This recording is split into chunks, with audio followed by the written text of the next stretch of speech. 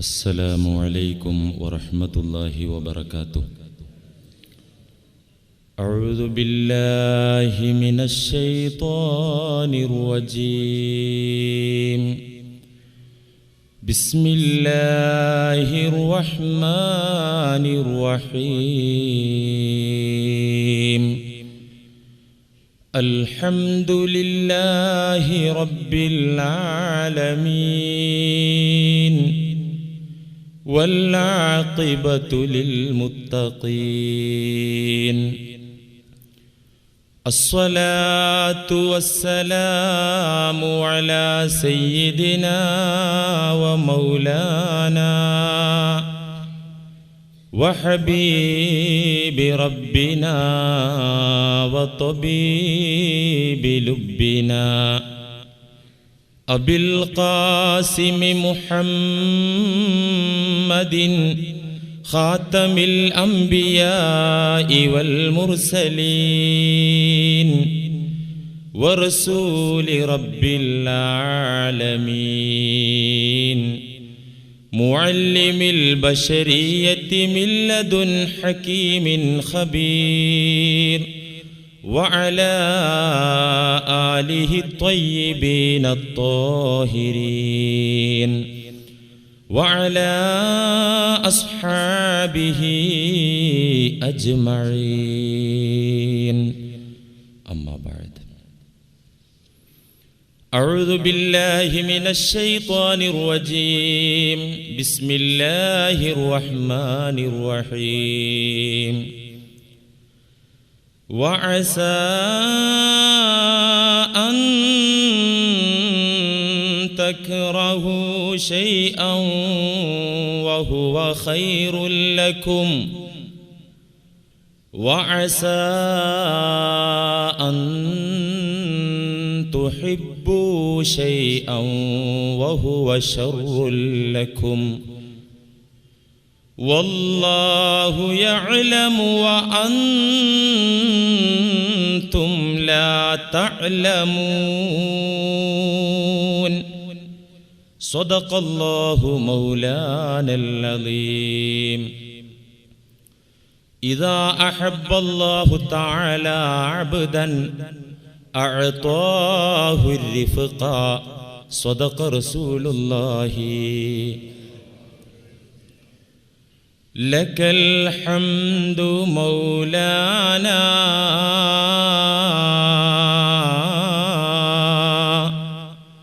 على كل نعمتي ومن جملة النعماء قولي لك الحمد ولا حمد إلا أنت منا بنعمتي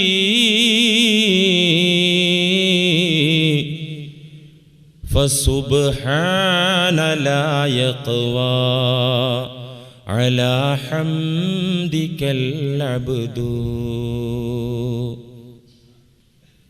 നമ്മിൽ നിന്നും അറിഞ്ഞും അറിയാതെയും രഹസ്യമായും പരസ്യമായും സംഭവിച്ചു പോയ എല്ലാ തെറ്റുകുറ്റങ്ങളും അള്ളാഹു വിട്ടുപുറത്ത് മാപ്പാക്കി തരുമാറാകട്ടെ. സ്വാലിഹീങ്ങളായ അള്ളാഹുവിൻ്റെ മുഹിബ്ബീങ്ങളായ മുത്തഖീങ്ങളിൽ അള്ളാഹു സാധുക്കളായ നമ്മെയും ഉൾപ്പെടുത്തി അനുഗ്രഹിക്കുമാറാകട്ടെ. അള്ളാഹുവിൻ്റെ ത്വാഅത്തിലായി ദീർഘായുസ്സോടുകൂടെ ജീവിക്കാൻ പടച്ച തമ്പുരാൻ നമുക്കും നമ്മുടെ കുടുംബങ്ങൾക്കും അവസരം ഒരുക്കി തരുമാറാകട്ടെ. നമ്മിൽ നിന്നും മരണപ്പെട്ടു പോയവരെ അള്ളാഹു അനുഗ്രഹിക്കുമാറാകട്ടെ. അവർക്ക് അള്ളാഹു പുറത്തു കൊടുക്കുമാറാകട്ടെ. അവരുടെ ഖബർ ജീവിതം അള്ളാഹു സന്തോഷത്തിലാക്കി കൊടുക്കുമാറാകട്ടെ. അവരെയും നമ്മെയും ഫിർദൗസിൻ്റെ അഹ്ലുകാരായി നാഥൻ സ്വീകരിക്കുമാറാകട്ടെ. കുറേ ആഴ്ചകളായി അള്ളാഹുവിനോടുള്ള സ്നേഹം എന്ന വിഷയം നാം സംസാരിച്ചു കൊണ്ടിരിക്കുന്നു. നബി സല്ലല്ലാഹു അലൈഹി വസല്ലമ തങ്ങൾ പ്രബോധനത്തിൻ്റെ ദൗത്യവുമായി കടന്നു വന്ന ആദ്യഘട്ടം അഥവാ മക്ക ജീവിതത്തിൻ്റെ നീണ്ട 13 വർഷക്കാലം. 40 വയസ്സിൽ നബൂവത്ത് കിട്ടി. അള്ളാഹു ഉത്തരവാദിത്തം ഏൽപ്പിച്ചു. ആ ഏൽപ്പിക്കപ്പെട്ട ഉത്തരവാദിത്തം ഭംഗിയായി പൂർണ്ണമായി നിർവഹിച്ചു കൊണ്ടിരിക്കുകയും ചെയ്തു. ആ നീണ്ട 13 വർഷക്കാലം സമൂഹത്തിൻ്റെ മുമ്പാകെ പുന്നാര നബി തങ്ങൾ സമർപ്പിച്ചതെന്തായിരുന്നു? നിങ്ങൾക്കറിയാം, കള്ളു കുടിക്കരുത് എന്നല്ല അവരോട് പറഞ്ഞത്. നിർബന്ധമായ ആരാധനകൾ കൃത്യമായും സമയത്ത് തന്നെ നിർവഹിക്കണമെന്ന മുന്നറിയിപ്പല്ല അവരോട് കൊടുത്തത്. ഈ നീണ്ട 10-ലധികം വർഷക്കാലം 5 വക്ത് നമസ്കാരം പോലും ഫർളാക്കപ്പെടാതെ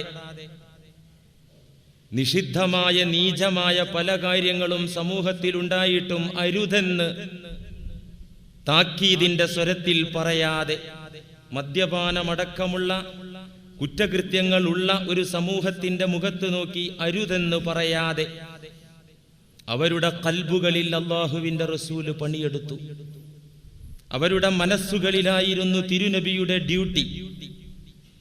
എന്തായിരുന്നു അവരുടെ ഖൽബുകളിൽ അല്ലാഹുവിന്റെ റസൂലിന് ചെയ്യാനുള്ളത്? ഉടമസ്ഥനുമായ റബ്ബുമായി പരിചയപ്പെടുത്തുക അവരെ. ആ നാഥനെ കുറിച്ചുള്ള ബോധം അവരുടെ ഹൃദയങ്ങളിൽ നിറക്കുക. ആ അല്ലാഹുവിനോടുള്ള സ്നേഹം എന്താണെന്നും ആ സ്നേഹത്തിന്റെ വില എന്താണെന്നും സമൂഹത്തിന് പറഞ്ഞു കൊടുക്കുക. അങ്ങനെ ആ സമൂഹം റബ്ബുമായി പരിചയപ്പെട്ട് ബന്ധപ്പെട്ട് ആ നാഥനെ സ്നേഹിച്ച് പൂർണ്ണ മുഅ്മിനീങ്ങളായി മാറിയപ്പോൾ നിർബന്ധ കർമ്മങ്ങളുടെ കാര്യം അവരോട് പറഞ്ഞു, നിഷിദ്ധമായ കാര്യങ്ങൾ അവരോട് പറഞ്ഞു. അത് അംഗീകരിക്കാനോ അനുസരിക്കാനോ അവർക്കാർക്കും തന്നെ ഒരു വൈമനസ്യവും പ്രയാസവും ഉണ്ടായില്ല. എന്തുകൊണ്ട്? ആദ്യം തന്നെ കള്ളുകുടിക്കരുത്, 5 വക്ത് മദീന പള്ളിയിൽ അല്ലെങ്കിൽ മക്കത്തെ പള്ളിയിൽ നിസ്കരിക്കാൻ വരണമെന്ന് പറഞ്ഞാൽ സമൂഹത്തെ കിട്ടൂല. കിട്ടിയാൽ തന്നെ തിരക്കുണ്ടെങ്കിൽ അവർ അവരുടെ പാട്ടിന് പോകും. 13 വർഷക്കാലം നുബുവത്തിന്റെ ആദ്യഘട്ടത്തിൽ തിരുനബി ചെയ്ത ഡ്യൂട്ടിയാണ് ഈ പാവപ്പെട്ടവൻ നിങ്ങളുടെ മുമ്പാകെ ചെയ്യുന്നത്. ഉടമസ്ഥനായ റബ്ബിനെ പരിചയപ്പെട്ട് അവനെ സ്നേഹിച്ച് അവനിൽ വിശ്വസിച്ച് അവനെ അനുസരിച്ച് നമുക്ക് മരിച്ചു പോകാൻ സാധിക്കണം. അല്ലാഹു തൗഫീഖ് ചെയ്യട്ടെ. പ്രിയപ്പെട്ടവരെ, അല്ലാഹുവിന്റെ മുഹിബ്ബീങ്ങൾ, അല്ലാഹുവിനെ അറിഞ്ഞ് സ്നേഹിക്കുന്ന ആളുകളുടെ സ്വഭാവ ഗുണങ്ങളും ലക്ഷണങ്ങളുമാണ് നാം പറഞ്ഞു വന്നത്.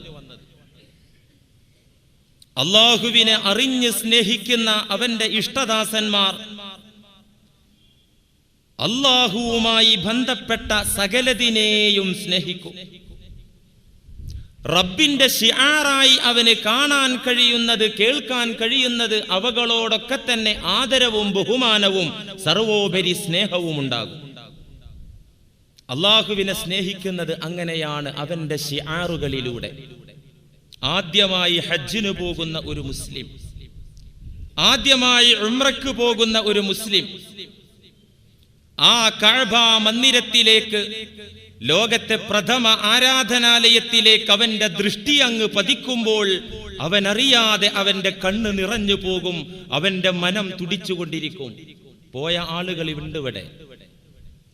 കഅബ മന്ദിരം ഒന്ന് കൺകുളിർക്കെ കാണുമ്പോൾ അവൻ കരയും. എന്തിനാ കരയുന്നത്? മക്കയിൽ നിന്ന് മദീനയിലേക്ക് യാത്ര ചെയ്ത് ആകാംക്ഷയോടെ, ആഗ്രഹത്തോടെ, കൊതിയോടെ ലോകത്തിന്റെ ഗുരു അല്ലാഹുവിന്റെ ഹബീബ് അന്തിയുറങ്ങുന്ന നാട്ടിലെത്താനുള്ള ഉത്കടമായ കൊതിയോടെ അങ്ങോട്ട് യാത്ര ചെയ്തെത്തി. പുണ്യപൂമേനി അന്തിയുറങ്ങുന്ന റൗളാ ഷരീഫിന്റെ തിരുമുറ്റത്തെത്തി. ജനത്തിരക്കിനിടയിൽ പതുക്കെ പതുക്കെ ആ പരിശുദ്ധമായ ഖബർ കാണാൻ സാധിക്കില്ലെങ്കിലും അതിന്റെ മുറ്റത്തുകൂടെ നടന്ന് അവിടെ എഴുതി വെച്ചിട്ടുണ്ട് മുഹമ്മദുൻ സല്ലല്ലാഹു അലൈഹി വസല്ലം. അബൂബക്കർ റളിയല്ലാഹു അൻ, ഉമർ റളിയല്ലാഹു അൻ ആ ഖബറുകളുടെ നേരെ എഴുതി വെച്ചിട്ടുണ്ട്. അവിടെ എത്തുമ്പോൾ ചില വിശ്വാസികൾ പൊട്ടിക്കരയുന്നു, വിതുമ്പിക്കരയുന്നു. എന്തിനാണ് ആ കരയുന്നത്? എന്തിനാണ് ആ കരയുന്നത്? അത് അല്ലാഹുവിനോട് സ്നേഹമുണ്ട് എന്നതിന്റെ ലക്ഷണമാണ്. പടച്ച തമ്പുരാനോട് താല്പര്യമുണ്ട് എന്നതിന്റെ ലക്ഷണമാണ്. അല്ലാഹുവിനെ സ്നേഹിക്കുന്ന മുഅ്മിൻ ആ റബ്ബുമായി ബന്ധപ്പെട്ട സകലതിനെയും സ്നേഹിക്കും, ബഹുമാനിക്കും. പ്രത്യേകിച്ച് പരിശുദ്ധ ഖുർആനിനെ ബഹുമാനിക്കും. ആ ഖുർആനിന്റെ വാഹകരായ പരിശുദ്ധരായ മനുഷ്യന്മാരെ ആദരിക്കും, സ്നേഹിക്കും. പരിശുദ്ധ ഖുർആനിന്റെ പാരായണത്തെ സ്നേഹിക്കും, അത് ശ്രവിക്കുന്നതിനെ സ്നേഹിക്കും. ഇങ്ങനെ റബ്ബുമായി ബന്ധപ്പെട്ട റബ്ബിന്റെ കലാമിനെയും നന്നായി സ്നേഹിക്കും. ഇതിനോടൊന്നും ഒരു സ്നേഹവും ആദരവും മനസ്സിൽ തോന്നുന്നില്ല. ഞാൻ അള്ളാന്റെ ആളാന്നും പറഞ്ഞ് നടക്കുകയാണെങ്കിൽ, എനിക്ക് അള്ളാഹ് മാത്രമേ ഉള്ളൂ, അള്ളാന്റെ ആളാണ് ഞാനെന്നും പറഞ്ഞ് ഇവകളോടൊന്നും സ്നേഹമോ താല്പര്യമോ മനസ്സിൽ ഇല്ലാത്ത ആളുകളുണ്ടെങ്കിൽ അവർ വാസ്തവത്തിൽ റബ്ബിനെ അറിഞ്ഞിട്ടില്ല, ഉടമസ്ഥനായ റബ്ബിനെ അവർ സ്നേഹിച്ചിട്ടും ഇല്ല. ഖുർആനുമായി ബന്ധപ്പെടുക, പ്രവാചകരുടെ ആ നാമം കേൾക്കുമ്പോൾ സ്വലാത്ത് ചെല്ലുന്നതോടൊപ്പം അവിടത്തോടൊരു പ്രത്യേക താല്പര്യം മനസ്സിൽ. ഇതുള്ളവരാണ് മുഹിബ്ബീങ്ങൾ. ഒരു ജ്ഞാനി അദ്ദേഹത്തിന്റെ അനുഭവം മുസ്ലിം ലോകവുമായി പങ്കുവെക്കുന്നു. ജ്ഞാനിയായ അള്ളാഹുവിന്റെ ആരിഫീങ്ങളിൽപ്പെട്ട റബ്ബിനെ സ്നേഹിച്ച് കഴിഞ്ഞുകൂടിയ ആ സത്യസന്ധനായ അടിമ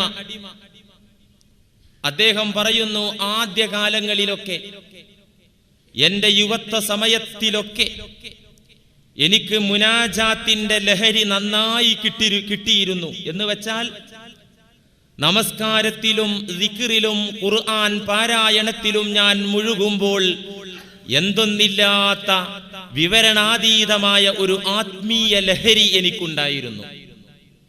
വല്ലാത്ത ഒരു അനുഭൂതി, ഖുർആൻ ഓതുമ്പോൾ കിട്ടുന്ന ഒരു അനുഭൂതി, അള്ളാഹുവിനെ ഓർക്കുമ്പോൾ കിട്ടുന്ന ഒരു ആശ്വാസവും സന്തോഷവും.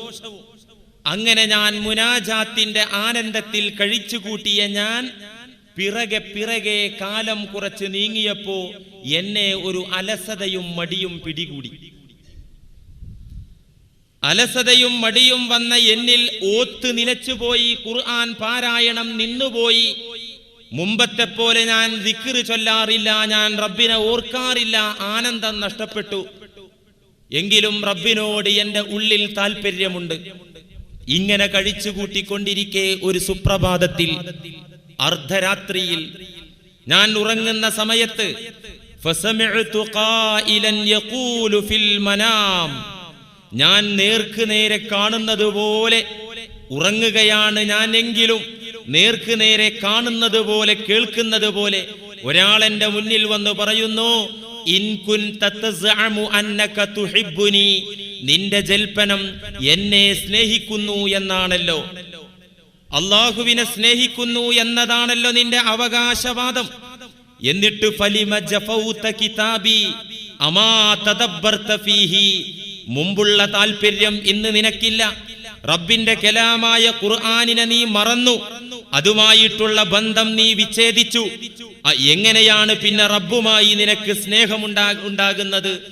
ആ സ്നേഹം നീ വാദിക്കുന്നതിൽ നീ കള്ളനായി മാറുകയല്ലേ ചെയ്യുന്നത്? ഫന്തബഹ്തു, ഞാൻ ഞെട്ടി ഉണരുകയാണ്. വഖദ് ദഖല ഫീ ഖൽബി മഹബ്ബത്തുൽ ഖുർആൻ, ഉണർന്നപ്പോൾ എനിക്ക് ഖുർആനിനോടൊരു താല്പര്യം, ദിക്റിനോടൊരു ആവേശം. ഫഅവത്തു ഇലാ ഹാലി, മുമ്പുള്ള അവസ്ഥയിലേക്ക് ഞാൻ തിരിച്ചുപോയി. ഖുർആനുമായി ബന്ധപ്പെടുക. ഇബ്നു മസ്ഊദ് റളിയല്ലാഹു അൻഹു സഹാബിയാണ്. ആ മഹാൻ പറഞ്ഞു, പരിശുദ്ധ ഖുർആനുമായി ബന്ധമില്ലാത്തവർ, ആ തിരുകലാമിനെ ബഹുമാനിക്കാത്തവർ വാസ്തവത്തിൽ അള്ളാഹുവിനെ സ്നേഹിക്കാത്തവർ ആകുന്നു. ജ്ഞാനിയായ സഹീൽ റഹിമഹുല്ല പറയുന്നുണ്ട്, അലാമത്തു ഹുബ്ബില്ലാഹ് ഹുബ്ബുൽ ഖുർആൻ വഅലാമത്തു ഹുബ്ബിൽ ഖുർആൻ ഹുബ്ബുൻ നബിയ്യി സ്വല്ലല്ലാഹു അലൈഹി വസല്ലം വഅലാമത്തു ഹുബ്ബിൻ നബിയ്യി ഹുബ്ബുസ് സുന്നത്തി വഅലാമത്തു ഹുബ്ബിസ് സുന്നത്തി ഹുബ്ബുൽ ആഖിറ വഅലാമത്തു ഹുബ്ബിൽ ആഖിറ ബുഗ്ളുദ് ദുനിയ വഅലാമത്തു ബുഗ്ളിദ് ദുനിയ അല്ലാ യഅഖുദ മിൻഹാ ഇല്ലാ സാദൻ ഇലൽ ആഖിറ. നല്ലൊരു ആശയമാണ്. അള്ളാഹുവിനോട് സ്നേഹമുള്ള വിശ്വാസികൾ ആരായാലും ആ വിശ്വാസികളിൽ വ്യക്തമായി കാണാവുന്ന അടയാളം അലാമത്തു ഹുബ്ബില്ലാഹ് ഹുബ്ബുൽ ഖുർആൻ. അള്ളാഹുവിനെ സ്നേഹിക്കുന്ന മുഅ്മിൻ തീർച്ചയായും ഖുർആനിനെ സ്നേഹിക്കും. അള്ളാഹുവിനോട് സ്നേഹമുണ്ട് എന്നതിന്റെ അടയാളമാണ് ഖുർആനിനോടുള്ള സ്നേഹവും അതുമായിട്ടുള്ള ബന്ധവും അത് പാരായണം ചെയ്ത് സമയം തള്ളി നീക്കലും. ഖുർആനിനെ സ്നേഹിക്കും അള്ളാഹിനെ സ്നേഹിക്കുന്നവൻ.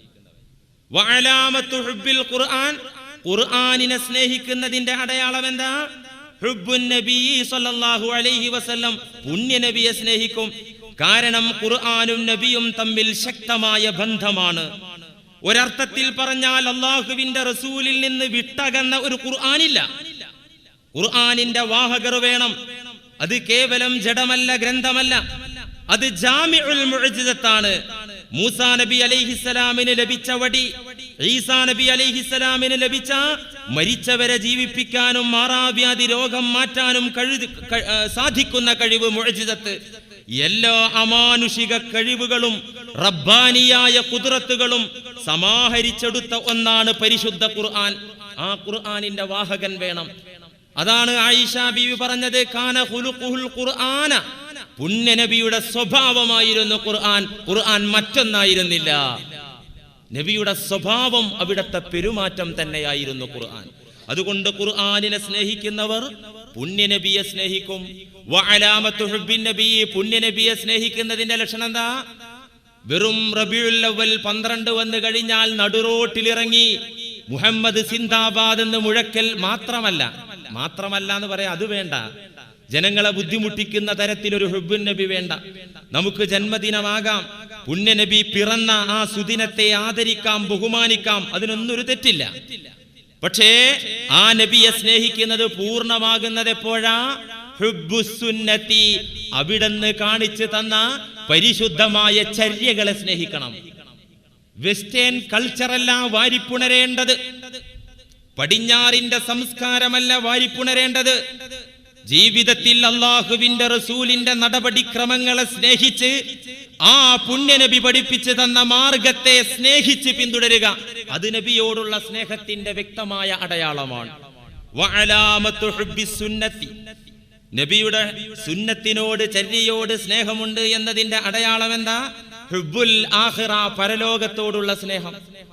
പരലോകത്തെ സ്നേഹിക്കുക, ദുന്യാവിനെയല്ല. വഅലാമത്തു ഹുബ്ബിൽ ആഖിറ, പരലോകത്തെ സ്നേഹിക്കുന്ന വിശ്വാസിയുടെ അടയാളവും ലക്ഷണവും എന്താ? ബുഗ്ളുദ്ദിൻ ദുനിയ, ഈ ദുന്യാവിനോടുള്ള ആർത്തി ആ മനുഷ്യനുണ്ടാവില്ല. മരണം വരെ ആരുടെ മുന്നിലും കൈ കാണിക്കാതെ ഇസ്സത്തോടെ ജീവിക്കണം എന്നല്ലാതെ മറ്റൊന്നുണ്ടാവുകയില്ല. വഅലാമത്തു ബുഗ്ളുദ്ദിൻ ദുനിയ, ദുന്യാവിനോടുള്ള വെറുപ്പ്, അതിന്റെ അടയാളം എന്താ? അല്ലാ യഅഖുദ ഇല്ലാ സാദൻ ഇലൽ ആഖിറ, ഈ ദുനിയാവിൽ ഉപയോഗിക്കുന്നത് പാരത്രിക ലോകത്തേക്ക് ആവശ്യമായ ഭക്ഷണവും പദാർത്ഥവും. ഇവിടെ ഭക്ഷണം വേണം, താമസിക്കാൻ ഇടം വേണം, യാത്ര ചെയ്യാൻ വാഹനം വേണം. അതെന്തിനാ? ഇവിടെ കറങ്ങാനല്ല.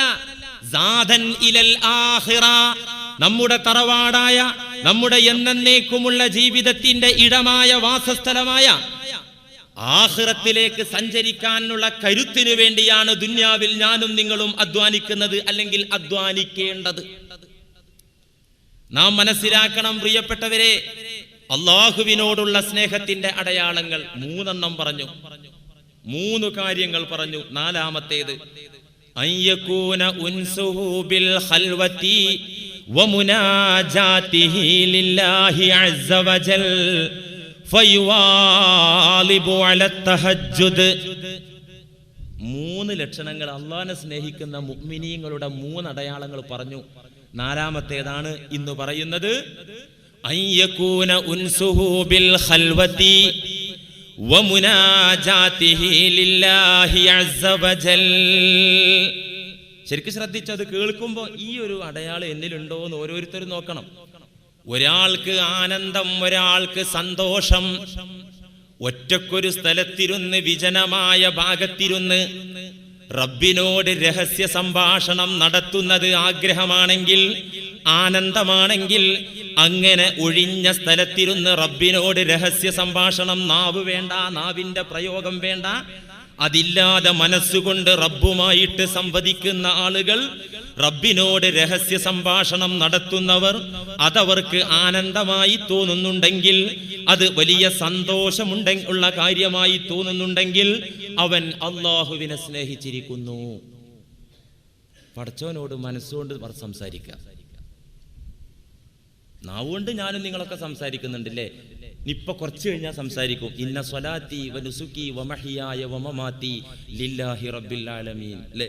ഇയ്യാക നഅ്ബുദു വ ഇയ്യാക നസ്തഈൻ. ഞാൻ നിങ്ങളോട് പറയുന്നത് പോലെ, നിങ്ങൾ എൻ്റെ മുന്നിലാണല്ലോ, നിങ്ങൾ എന്ന് പറയുന്നത് പോലെ നീ എന്ന് പറഞ്ഞ് നാം സംസാരിക്കുന്നുണ്ട്. പക്ഷെ ഖൽബ് കൊണ്ട് ഞാനും നിങ്ങളും സംസാരിക്കുന്നുണ്ടോ? മുഹിബ്ബീങ്ങളായ ആളുകൾ രാവുകളുടെ ശാന്തസുന്ദരമായ സമയങ്ങൾ, രാത്രികളുടെ ഒഴിഞ്ഞ സമയങ്ങൾ റബ്ബുമായി സംസാരിക്കാൻ ഒഴിച്ചിടും. അതിനുവേണ്ടി അവർ തയ്യാറാകും. രാത്രികളുടെ യാമങ്ങൾ, ശാന്തമായ സമയങ്ങൾ, ഒഴിഞ്ഞ സമയങ്ങൾ ഉടമസ്ഥനുമായി സംസാരിക്കാൻ അവർ സെലക്ട് ചെയ്യും. അത്തരത്തിലുള്ള ആളുകൾ തഹജ്ജുദ് പതിവാക്കും. തഹജ്ജുദ് ومن الليل فتهجد به نافلة عسى أن يبعثك ربك مقاما محمودا. സൂറത്ത് ഇസ്രാഇന്റെ 72-ാമത്തെ വചനം. എന്താണ് അല്ലാഹു പറഞ്ഞത്? ഫർള് നിസ്കാരങ്ങളുടെ കാര്യം ഖുർആൻ ഇങ്ങനെ കറക്റ്റായിട്ട് പറഞ്ഞിട്ട്, ഫർള് നിസ്കാരം 3 വക്തേ കിട്ടുള്ളൂ എന്ന് ഒരു മൗലവി പറഞ്ഞത്. ആയിക്കോട്ടെ, ഹദീസും കൂടി ചേർക്കുമ്പോഴാണ് 5 കിട്ടുക. ഹദീസാണ് ഖുർആനിന്റെ വിശദീകരണം. ഏതായാലും ഫർള് നിസ്കാരങ്ങളുടെ ആ കാര്യം അല്ലാഹ് പറഞ്ഞിട്ട് തുടർന്ന് അല്ലാഹ് പറയാ, വമിനൽ ലൈലി ഫതഹജ്ജദ് ബിഹി നാഫില. നബിയെ, നിർബന്ധമായ മേൽ പറയപ്പെട്ട നമസ്കാരം മാത്രം പോരാ. വമിനൽ ലൈലി ഫതഹജ്ജദ് ബിഹി നാഫില. നിശാവേളകളിൽ അങ്ങ് ഉറക്കിൽ നിന്ന് എണീറ്റിട്ട് തഹജ്ജുദ് അനുഷ്ഠിച്ചു കൊള്ളുക. നാഫില, അത് ഐച്ഛികമായ ഒരു കർമ്മമാകുന്നു. പുണ്യം കൂടാൻ മതിയായ ഒരു കാരണമാകുന്നു നബിയെ. അസാ അൻ യബ്അസക റബ്ബുക മഖാമം മഹ്മൂദാ. നബിയെ, അങ്ങയെ സ്തുത്യർഹമായ സ്റ്റാൻഡേർഡുകളിലേക്ക് നാം അയക്കും. നബിയെ, ഉന്നതമായ തലങ്ങളിലേക്ക് നാം കൊണ്ടെത്തിക്കും. അതിനെന്ത് വേണം? തഹജ്ജുദ് നിസ്കരിക്കണം. മഖാമുൻ മഹ്മൂദ് നബിക്ക് അല്ലാഹു കൊടുക്കുന്ന ഒരു പദവിയാണ്. ആ പദവി വേണ്ടേ? അതുകൊണ്ട് ഉറക്കിൽ നിന്നങ്ങ് എണീക്കുക. എന്നിട്ട് ആ രാത്രികളുടെ യാമങ്ങൾ ഞാനുമായി സംസാരിക്കാൻ ഉപയോഗപ്പെടുത്തൂ നബിയെ. ഫർള് നിസ്കാരത്തിന് ശേഷം സുന്നത്ത് നിസ്കാരം കുറേ ഉണ്ടല്ലോ, നമുക്കറിയാമല്ലോ അല്ലേ? റവാത്തിബ് നിസ്കാരങ്ങളുണ്ട്, ളുഹാ നിസ്കാരമുണ്ട്, വിത്തറുണ്ട്, അങ്ങനെ ഒരുപാട് സുന്നത്ത് നിസ്കാരമുണ്ട്. ഇതിലേറ്റവും പുണ്യമുള്ള സുന്നത്ത് നിസ്കാരം ഏതാ? സുഇല റസൂലുള്ളാഹി സ്വല്ലല്ലാഹു അലൈഹി വസല്ലം. സ്വഹീഹ് മുസ്ലിമിൽ വന്ന ഹദീസ് കാണാം. നബിയോട് സഹാബത്ത് ചോദിച്ചു, അയ്യു സ്വലാത്തി അഫ്ളലു ബഅദൽ മക്തൂബ. 5 നേരത്തെ ഫർള് നമസ്കാരത്തിനു ശേഷം പിന്നെ ഏറ്റവും പോരിശയുള്ള പുണ്യമേറിയ നമസ്കാരം ഏതാണ് നബിയെ? ഫഖാല റസൂലുള്ളാഹി സ്വലാത്തുൽ ലൈൽ. സ്വലാത്തുൽ ലൈൽ രാത്രിയിലെ നമസ്കാരമാണ്. അതുകൊണ്ട് രാത്രിയുടെ അവസാന ഭാഗം പുണ്യനബി എന്നും സജീവമാക്കുമായിരുന്നു. ആയിഷ ബീവി അനുഭവം പറയുന്നുണ്ട്. രാത്രിയാണ് അള്ളാഹിനോട് സംസാരിക്കാൻ കൂടുതൽ നല്ലത്. എന്തുകൊണ്ടെന്നറിയോ? പല കാരണങ്ങളുണ്ട് അതിന്. തിരക്കൊഴിവ് എന്ന് മാത്രമല്ല, ഈ രാത്രിയിലെ സമയങ്ങളിൽ ദുർബലമായ ചില നിമിഷങ്ങളുണ്ട്. ആ സമയത്ത് അള്ളാഹിനോട് എന്തെങ്കിലും ചോദിച്ചാൽ ദുന്യാവിന്റെ കാര്യം ആണെങ്കിൽ പോലും എന്ന് നബി സല്ലല്ലാഹു അലൈഹി വസല്ലം ഉടനെ ഉത്തരം നൽകുന്നു. സ്വഹീഹ് മുസ്ലിമിൽ തന്നെ വന്ന ഹദീസ്, മാമിൻ ലൈല, ഓരോ രാത്രികളിലും ഓരോ സന്ധ്യകളിലും ഒരു സമയമുണ്ട്. യസ്അലുല്ലാഹ തആല റജുലുൻ മുസ്ലിമുൻ, മുസ്ലിമായ അടിമ അല്ലാഹുവിനോട് ചോദിക്കും, മിൻ അംരി ദുനിയാ വൽ ആഖിറ, ദുന്യാവിന്റെ കാര്യങ്ങൾ, ആഖിറത്തിന്റെ കാര്യങ്ങൾ. ആ രാത്രിയുടെ സമയങ്ങളിൽ മുസ്ലിമായ ഒരു മനുഷ്യൻ ചോദിച്ചാൽ, എല്ലാ രാത്രിയിലും ചുരുങ്ങിയ ഒരു സമയമുണ്ട്. ആ സമയത്ത് മുസ്ലിമായ മനുഷ്യൻ ദുന്യാവിന്റെ കാര്യമാവട്ടെ ആഖിറത്തിന്റെ കാര്യമാകട്ടെ ചോദിച്ചാൽ ഇല്ലാ അഅ്താഹു ഇയ്യാഹു, ഉടനെ തന്നെ ആ ചോദ്യത്തിന് അല്ലാഹു ഉത്തരം നൽകും. ഇത് വെള്ളിയാഴ്ച രാവിലാണോ? അല്ല. വദാലിക കുല്ല ലൈലത്തിൻ, മുത്തുനബി പറഞ്ഞു ഈ സംഭവം എല്ലാ രാത്രികളിലും ഉണ്ട് കേട്ടോ. അതുകൊണ്ട് നമ്മള് മോളെ കെട്ടിക്കണ ബുദ്ധിമുട്ടോ വീട് പണിന്റെ എന്തൊക്കെ പ്രശ്നങ്ങൾ നമുക്ക് ദുന്യാവിന്റെ ഉണ്ട്, ഇതൊക്കെ അങ്ങോട്ട് സമർപ്പിക്കാം. രാത്രികളുടെ സമയങ്ങളിൽ റബ്ബുമായിട്ടുള്ള സംസാരം അത് കൂടുതൽ മഹത്വങ്ങളുള്ള ഒരു കാര്യമാണ്. തഹജ്ജുദ് മാത്രല്ലല്ലോ, നമുക്കറിയാലോ ഒഴിഞ്ഞ ഒരു ഫ്രീഡം, ഒരു ഒഴിഞ്ഞ മൈൻഡ് നമുക്ക് ആ നേരത്തെ കിട്ടുമല്ലോ. ഇപ്പൊ എക്സാം ഒക്കെ വന്നാൽ കുട്ടികൾ പഠിക്കാൻ ആ പുലർവേള തിരഞ്ഞെടുക്കും. ശരിയാ, നല്ല ഒഴിഞ്ഞ നേരം. മാത്രല്ല കമിതാക്കൾ വരെ ആ നേരം സംസാരിക്കുന്നുണ്ട്. ഇപ്പൊ ഇന്ന് മൊബൈൽ ഫോണാണ്, കമിതാക്കളെ കയ്യിലൊക്കെ ഫോണാണ് അല്ലേ. അപ്പൊ അവര് മൂത്രമൊഴിക്കാൻ ഉണ്ടായിട്ട് എണീറ്റ് അത് കഴിഞ്ഞു വന്നാൽ പിന്നെ വിളിക്കുകയാണ്. കാരണം നല്ല മനസ്സിൽ ഉറക്കുന്നാ പറയുന്നത്. നിങ്ങൾക്ക് ആർക്കും അറിയില്ലല്ലേ, ഈ മലപ്പുറത്തുനിന്ന് വന്ന എനിക്ക് അറിയുള്ളൂ. ആയിക്കോട്ടെ. ഇപ്പൊ ഈയിടെ ഒരു സംഭവം എന്റെ അനുഭവത്തിൽ, ഒരു ഗൾഫുകാരൻ നാട്ടിൽ ലീവിൽ വന്നതാണ്. രാത്രി പകുതി കഴിഞ്ഞതിന് ശേഷം അദ്ദേഹം മൂത്രമൊഴിക്കാൻ വേണ്ടി എണീറ്റു. മൂത്രമൊഴിക്കാൻ വേണ്ടി എണീറ്റാൽ ആരും അങ്ങോട്ടും ഇങ്ങോട്ടും തിരിഞ്ഞു നോക്കിയാൽ കണ്ണ് മുഴുവൻ തുറക്കുകയോ ചെയ്യില്ല. പാതി തുറന്നു വെച്ചിട്ട് പെട്ടെന്ന് മൂത്രമൊഴിച്ച് വന്ന് കിടക്കുകയായിരിക്കും. അല്ലെങ്കിൽ എന്താണെന്നറിയോ, പിന്നെ കിടന്നാൽ ചിലപ്പോൾ ഉറക്കം വരില്ല. അപ്പൊ അങ്ങനെ മൂത്രമൊഴിച്ച് തിരിച്ചു വരുമ്പോൾ വീടിന്റെ അകത്ത് നിന്ന് ഒരു അടക്കി പിടിച്ച സംസാരം. എന്തേ ഭാര്യ ഉറക്കത്തിൽ സംസാരിക്കാണോ? അദ്ദേഹം ഭാര്യയുടെ മുന്നിൽ ചെന്ന് നോക്കുമ്പോൾ ഭാര്യ സുഖമായിട്ട് കൂർക്കം വലിച്ചുറങ്ങാം, സംസാരമൊന്നുമില്ല. ഇത് എവിടുന്നാ റബ്ബേ ഈ നേരം ഒരു അശരീരി? വ്യക്തമായി. മുകളിൽ +2 പഠിക്കുന്ന 17 വയസ്സായ പയ്യൻ മുകളിലാണ് താമസം. അവിടുന്നാണ് സൗണ്ട് എന്ന് വാപ്പാക്ക് തിരിഞ്ഞു. വാപ്പ വല്ല സ്വകാര്യമായിട്ട് കോണിപ്പടികൾ കയറി ചെന്ന് നോക്കുമ്പോൾ വാപ്പ കണ്ടത് പാതിരാത്രി കഴിഞ്ഞ ഒരു 1:30 മണിയായ സമയത്ത് ഈ ചെറുപ്പക്കാരനായ 17 വയസ്സുള്ള പയ്യൻ മൊബൈൽ ഫോൺ ചെവിയോട് ചേർത്ത് പിടിച്ച് സംസാരിച്ചു കൊണ്ടിരിക്കുക. വാപ്പാനെ കണ്ടപ്പോൾ ഫോൺ അങ്ങോട്ട് താഴേക്ക് എറിഞ്ഞു, പുതപ്പിനുള്ളിലേക്ക് അഭയം തേടി. വാപ്പ വിട്ടില്ല. വാപ്പ ഓടിച്ചെന്ന മൊബൈൽ ഫോൺ നോക്കി, ഡയൽ നമ്പർ നോക്കി. ആ നമ്പറിൽ അങ്ങോട്ട് വിളിച്ചപ്പോൾ മറുഭാഗത്ത് നിന്ന് ഒരു പെൺകുട്ടിയുടെ ശബ്ദം. ബാപ്പ ഞെട്ടിത്തരിക്കുകയാണ്. പടച്ചവനെ, ഈ നേരത്തെ എൻ്റെ മകൻ. ഞെട്ടിത്തരിച്ചിട്ടെന്താ കാര്യം? ബാപ്പ ദുബായിലാണ്, ഉമ്മ അടുക്കളയിൽ പപ്പടം കാച്ചുകയാണ്.